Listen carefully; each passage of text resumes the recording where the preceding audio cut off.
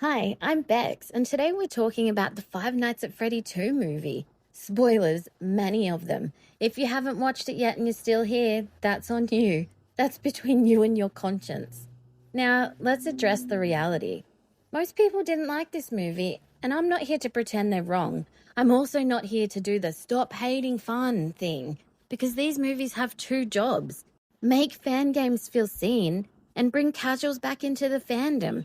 People who only know Purple Guy and har har har har har. So instead of this movie was peak cinema, we're doing a breakdown that's actually useful.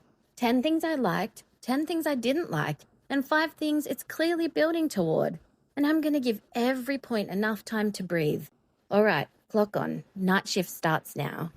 Let's talk about the 10 things I liked. 1, the toy animatronics look too real.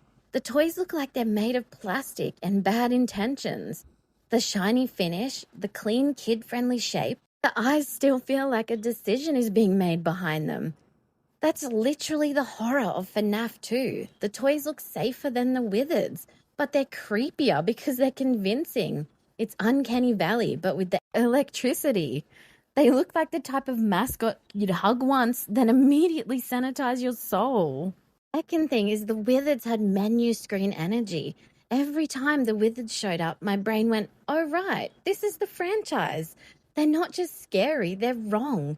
On suits, expose endos, that I've been here too long vibe. Wizards are the best visual representation of FNAF being a tragedy. They look like survivors of a disaster, like the building itself is rotting.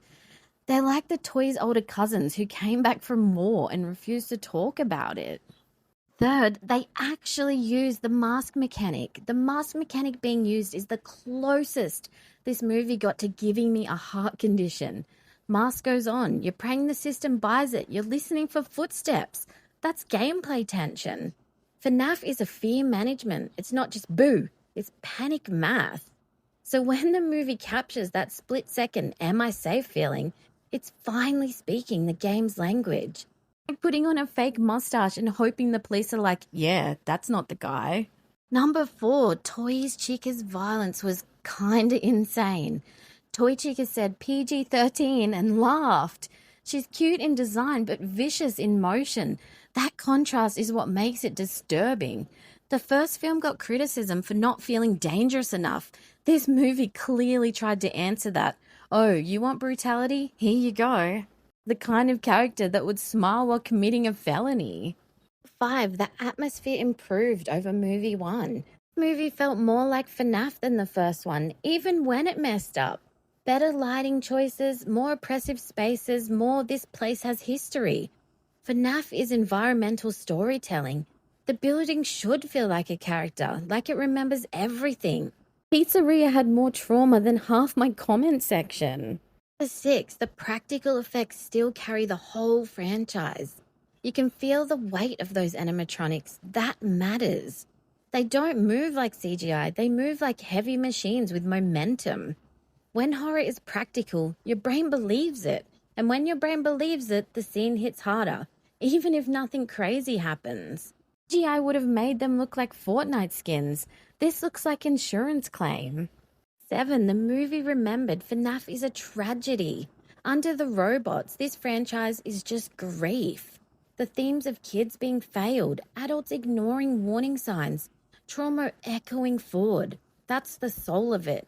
It helps casual viewers get it. Even if you don't know lore, you understand. Something bad happened here.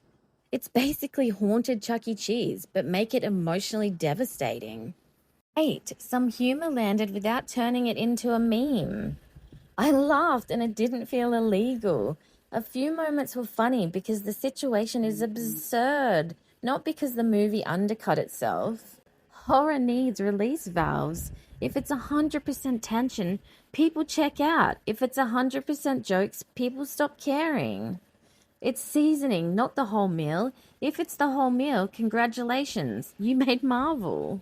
9, the lore breadcrumbs were actually fun. I like feeling like a detective, even when I'm wrong.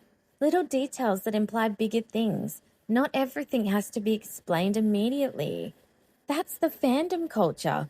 FNAF survives because people love arguing for 7 hours about one frame.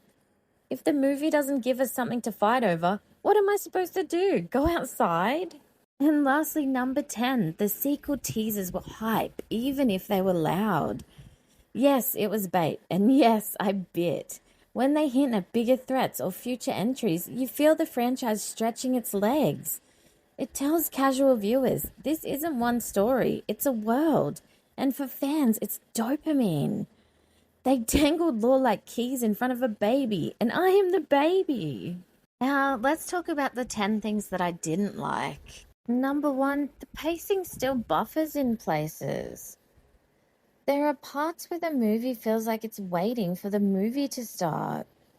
Dead zones, you can feel the momentum drop. FNAF tension needs escalation. If you plateau too long, you lose dread. It's like the animatronics took a lunch break. Number 2, not scary enough for a lot of viewers. People wanted dread. They got spooky. Not enough sustained I feel unsafe moments. FNAF horror isn't gore, it's stress. If the stress isn't consistent, casuals call it boring. If I can check my phone mid-scene, the pizzeria is not doing its job. Number 3, too much explaining instead of letting us experience. Some scenes feel like lore delivery. Characters saying what the movie should be showing. It kills mystery, it kills immersion, and it makes casuals feel like they missed homework. I didn't come to Freddy's for a PowerPoint presentation. 4, Wizards needed more screen time. Don't tease Withered Chica and then take her away, that's cruelty. They're iconic, and when they're gone, you feel it. The movie sells toys vs. Wizards energy, then sometimes forgets to feed it. It's like ordering chips and getting one singular chip. 5, some character choices felt scripted, not human. A few moments were like, why would anyone do that?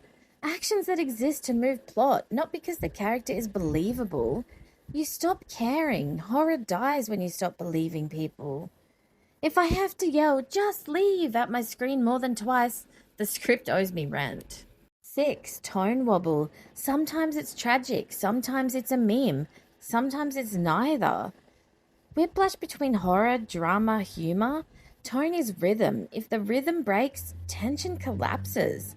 It's like listening to a playlist that goes death metal, lullaby, tax tutorial. 7, fan service sometimes felt like a checklist. Not all fan service is good fan service. Some references don't feel organic. Casuals feel excluded. Fans feel pandered to. If the movie winks any harder, it's going to dislocate an eyeball. 8, there's just not enough night shift gameplay tension. Where is my claustrophobic security office suffering? We needed more sustained I'm trapped sequences. That's the core of FNAF. Survival systems, paranoia, limited control. I didn't come here for a lore road trip. I came for workplace trauma. 9, the human villain threat needed more build-up. If the villain appears like a surprise guest star, it won't hit as hard. Presence needs to loom, not just arrive. Afton-style villains work best when you feel them in the walls before you see them. You can't just spawn camp the third act. And lastly, number 10, it can still confuse casuals. This movie wants casuals, but sometimes speaks fluent FNAF. Assumes knowledge, jumps between concepts fast. Casuals check out, fandom doesn't grow. If your friend asks who is that 5 times, the movie is doing side quests. Talk about 5 things it's building. Number 1, biggest cinematic universe energy. They're laying track for future films instead of treating this like one-off horror.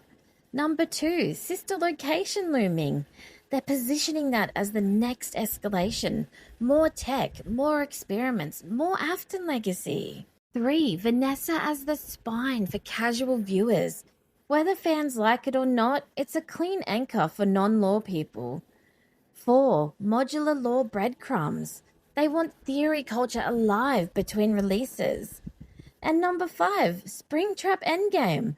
They're moving toward this curse doesn't end territory, and that's where the franchise prints money. So yeah, do I think FNAF 2 is universally good?